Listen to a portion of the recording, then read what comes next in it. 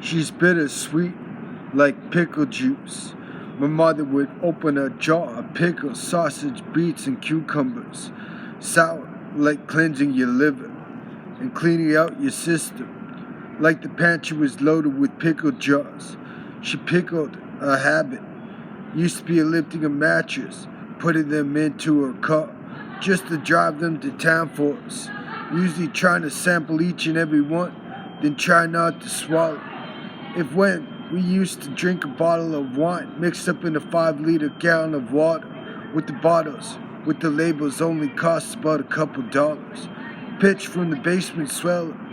Her old man would run them into town for her. He would seal them shut in the sink after we boiled the labels onto the bottles. Some of them were 15% alcohol. We would sit at the table until closer to midnight. Uncle Jim would like you to return the mason jars so him and Judith could reuse them. Mom would also make salsa.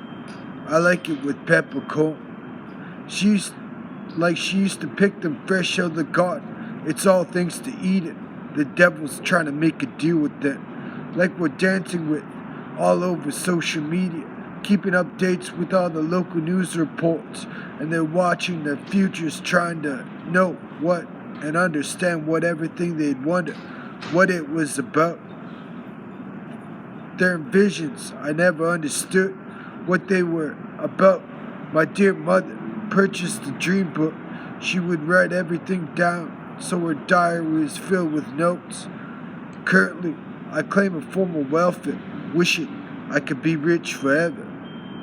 Like me, gambling Alberta lottery funds. Now I'll probably die in debt. My lawyer fees are getting over expensive. They forced me under mind control just to start conversation like I was the only one doing myself a favor. Mindful, I'm the homeless man. That way we can't keep to myself. That way we don't have to listen to them anymore. That way I can only abuse myself without hurtful police reports for doing what they want to control me under the roof. As like when I was 15 years old, must be lonely. Just to pick up the telephone to talk and no one answers or calls, not even except my grandpa. I don't think she understands what it cost me.